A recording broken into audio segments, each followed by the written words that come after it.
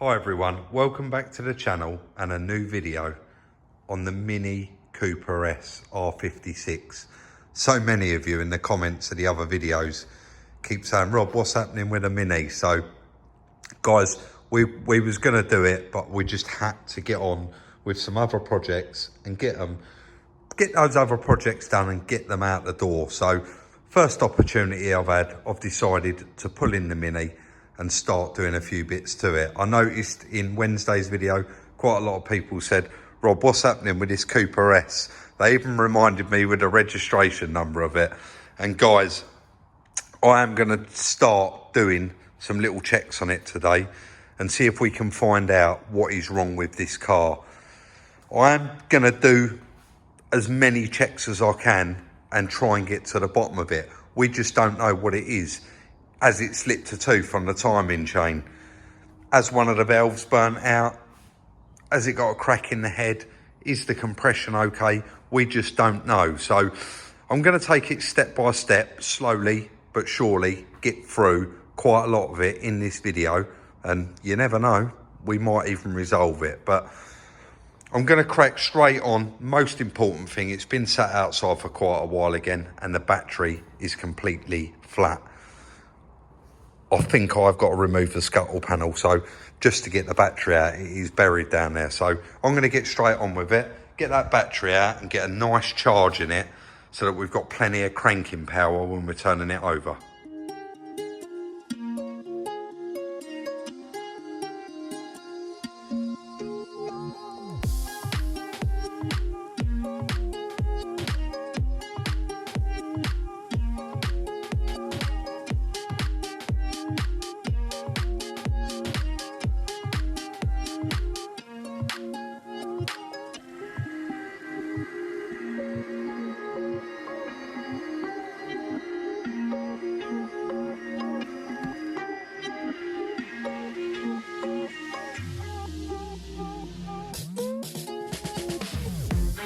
So I didn't have to remove the scuttle panel in the end. You can see there's just a little section that clips in the top here, slides in here, comes round, clips in here, and it had one little plastic 10mm on it. And that section actually pulled straight off. So that has saved us a load of work. Let's crack on.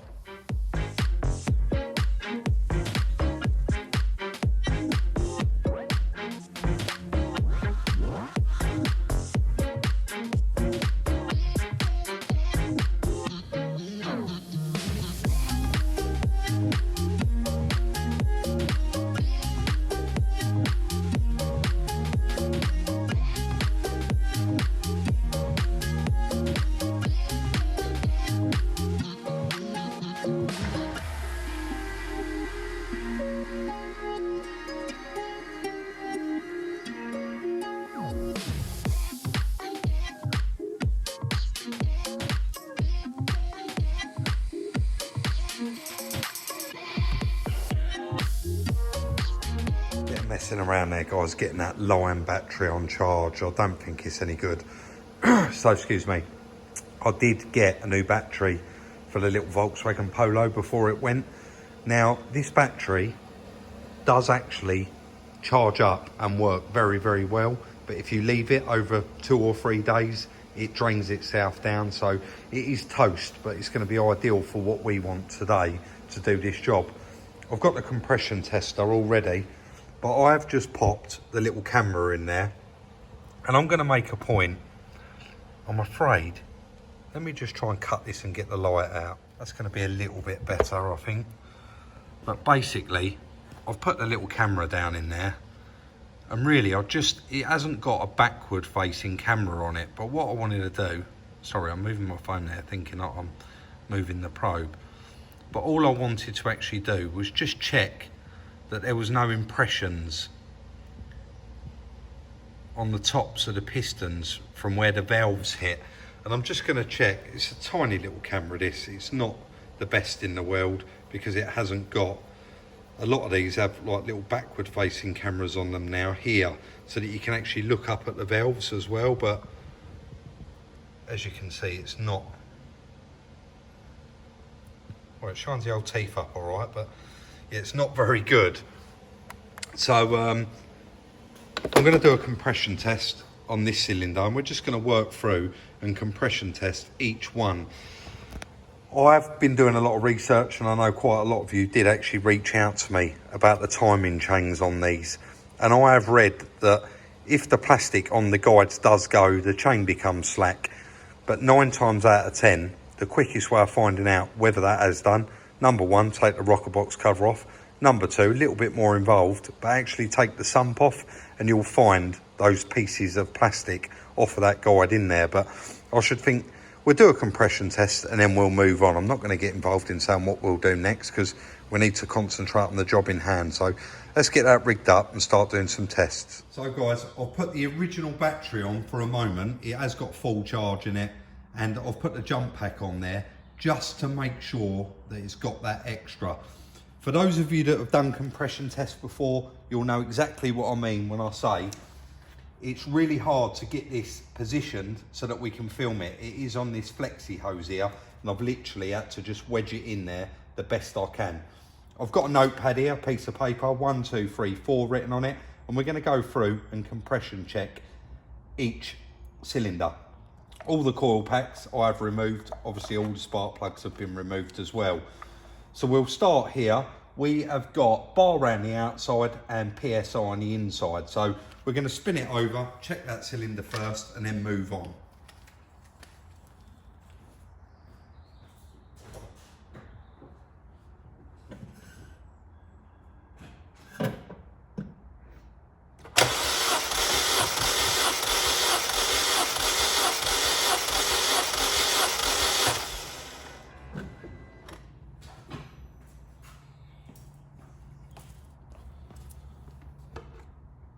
So we've got 140 PSI there, nearly 10 bar. I believe I'm saying it round the right way. So I'll write that down and then we'll move on to the next one. Second cylinder now guys, but I've had to lay it flat. I couldn't get it wedged in there anywhere.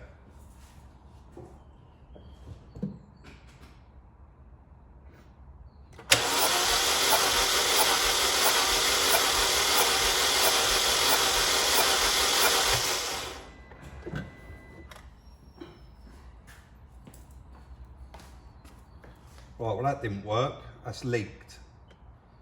Unless this is our 40 cylinder. It was cylinder 3, wasn't it? So there's a good chance it's got hardly anything in it at all.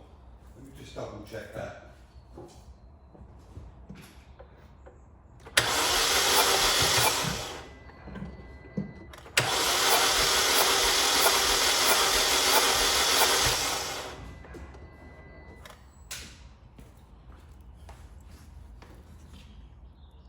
Yeah, we got nothing there, 20 PSI.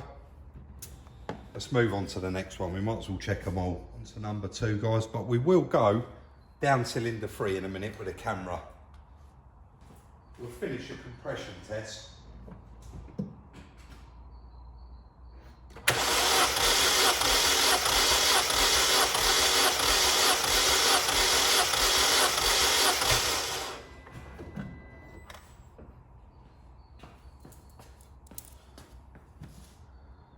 Yeah, 140, same as the other one. And the last one, number 1, I've zoomed out a little bit so that you can see what cylinder it's in.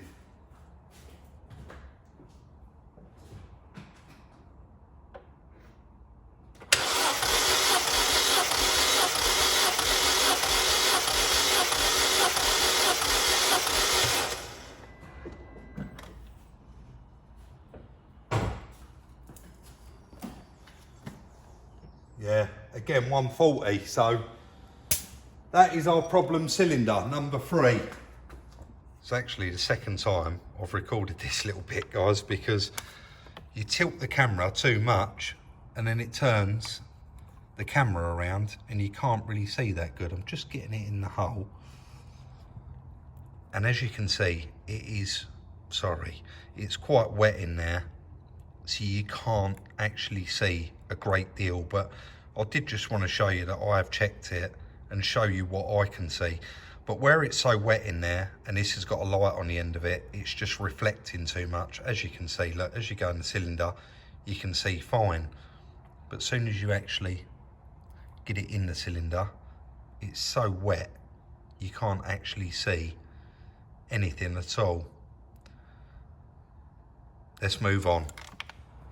So guys, in situations like this, we all wish we had the abracadabra button and just to see what is wrong with that cylinder, but it could be a valve, it could be a lobe, a follower, we just don't know. So unfortunately, it's going to be, well, it's not unfortunate because this is what we're all about. I'm going to have to investigate this further, and I thought straight away, looks reasonably easy to get off. The rocker box cover, load of 10 mils, few wires and bits and pieces. We'll take that off, just have a look to see if there's anything that looks out of place, and then obviously we'll just move on from there.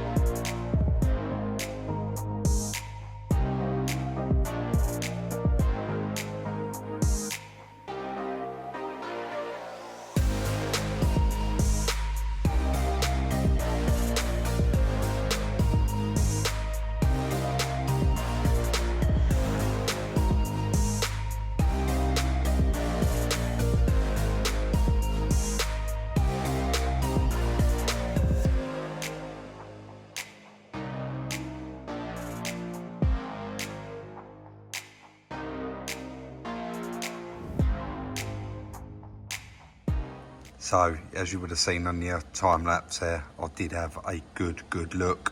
I spun the cam round a few times, just checked the lobes. I've basically checked through all of it and nothing is really obvious. The lobes all look okay.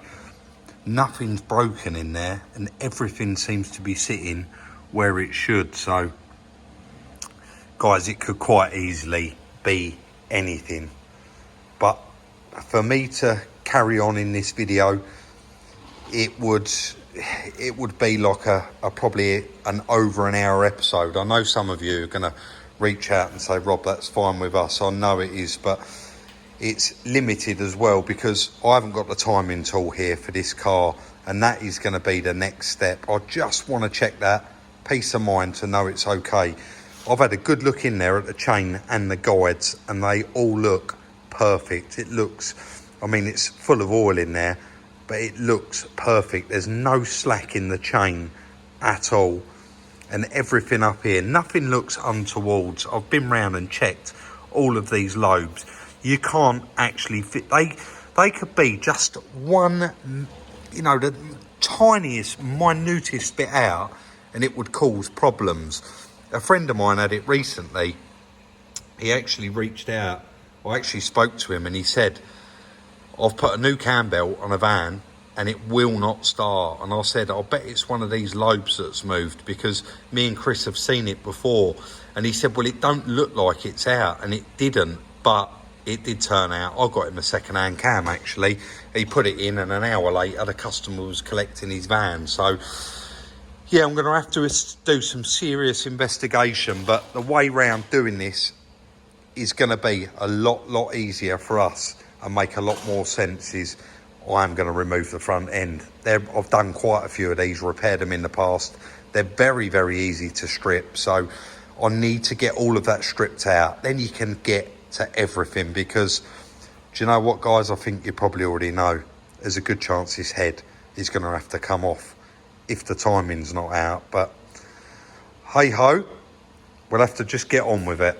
So I know some of you are going to be disappointed that we didn't really get on and get proper in depth a bit more with it today, but that's as far as I can really go. I've got an appointment actually in about half an hour. And I really wanted to get this video done because so many of you reached out and asked about it. It was never ever going to be forgotten, this car. We was always going to work on it.